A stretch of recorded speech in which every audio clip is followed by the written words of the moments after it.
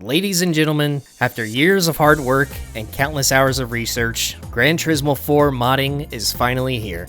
And today, I am proud to announce the official release of the Gran Turismo 4 Spec II mod by TheAdmiester and the GT modding community. This mod is 100% playable, both on emulators and real hardware. We'll go over all the new changes and additions to the game.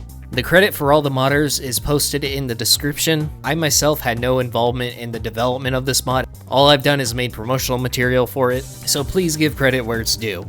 This mod serves as a faithful expansion and enhancement of Gran Turismo 4, akin to an update from Polyphony Digital themselves. Rather than overhauling the core gameplay and progression that the players all know and love, the goal was to refine areas where Polyphony fell short, whether it was due to time constraints or PS2 disc limitations.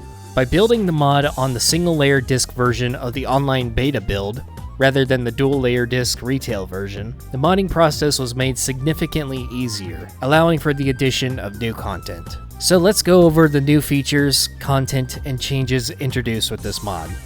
One of the most notable updates is the addition of over 130 new car sounds for more than 400 cars. Gran Turismo 4 was known for its inaccurate or lackluster car sounds, so this enhancement is particularly significant. You can find a few exhaust sound compilations linked in the description if you want to hear them for yourself, although some sounds have been updated since those videos were made.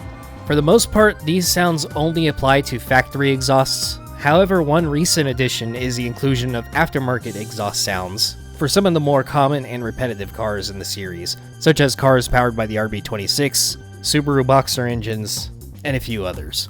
Adding new sounds for all the aftermarket exhausts for other cars is going to drastically increase development time, but there is always room to expand upon this in the future. The last change is to the racing transmission and tire screeching sounds. And you can also adjust the racing transmission volume in the options if you prefer. Next up, let's go over the new race cameras.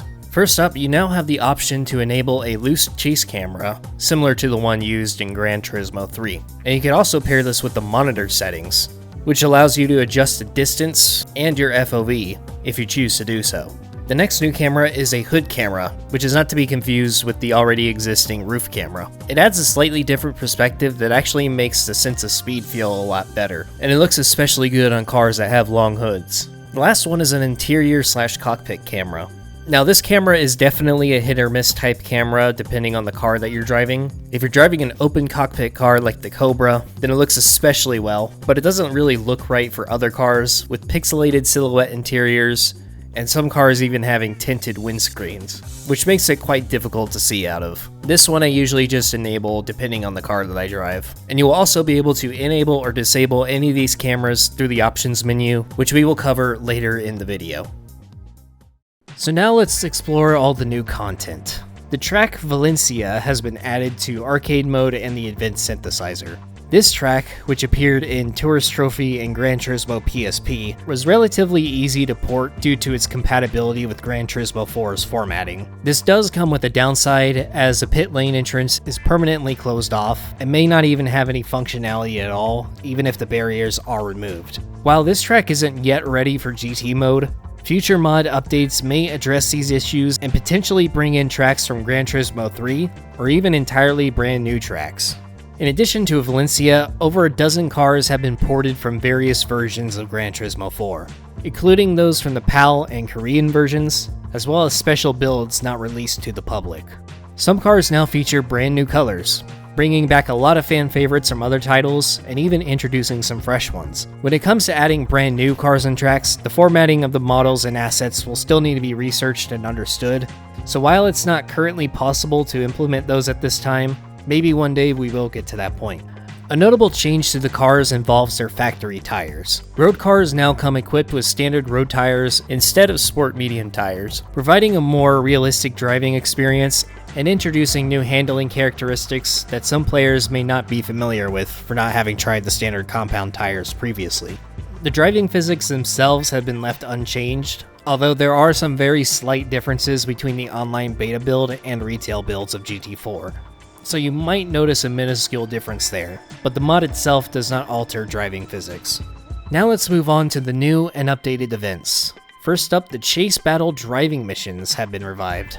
Originally cut from Gran Turismo 4 before its release, these 6 missions have been reintroduced with a couple track changes. Since we don't know the exact way these missions were supposed to be, in Spec II, you simply need to catch, overtake, and beat the faster car within 2 laps. Despite seeming challenging, Gran Turismo 4's AI is naturally quite underwhelming, so that makes these missions relatively achievable for all players. Another addition is the event synthesizer. It functions like the previous Family Cup races with a difficulty slider, but with better payouts and a way to have a track chosen at random. The Nordschleife and Lasarth will be 1-lap races, while other tracks will be 3 laps.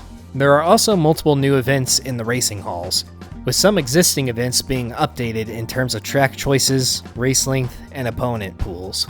Other changes include reducing the Endurance Hall entry requirement from 25% to 20% game completion, adjusting the Extreme Halls event requirement to just needing the International B license obtained, and several other small tweaks. Additionally, a curated prize car list adds an element of surprise for new players.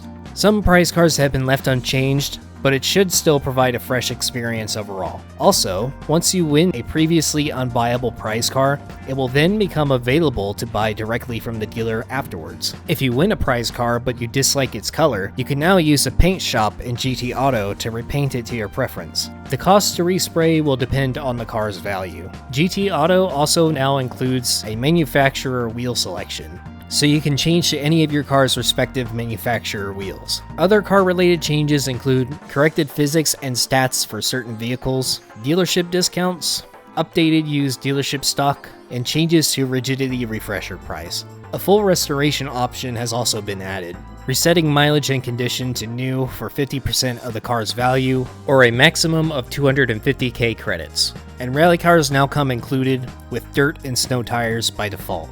Turning to the menus, UI, and options, pressing the select button now opens a quick navigation menu, so you can fast travel to the GT World menu, Home, Event Halls, Car Settings, and Options screen. So let's click on the event halls and go to the professional events.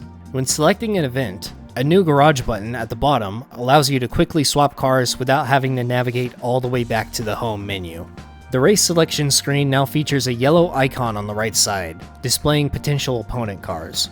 Price credits and car reward screens have also been aesthetically updated. Additional menu and UI improvements include a shortcut to Spec II specific options by pressing the start button, which we will go over in a few minutes, fixes to aspect ratios for certain icons and banners, an updated dealership menu appearance, a right stick camera zoom for dealerships and the garage, car descriptions in dealerships, and new sorting options in the garage.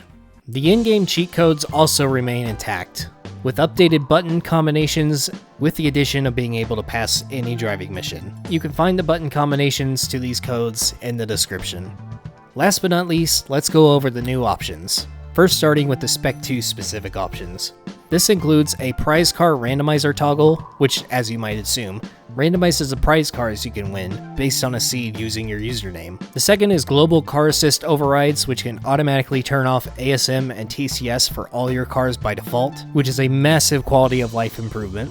The ability to highlight owned cars in the menus, and toggles for new race camera views, including the hood/bonnet view, cockpit, and roof cameras, as well as a loose chase camera option from Gran Turismo 3.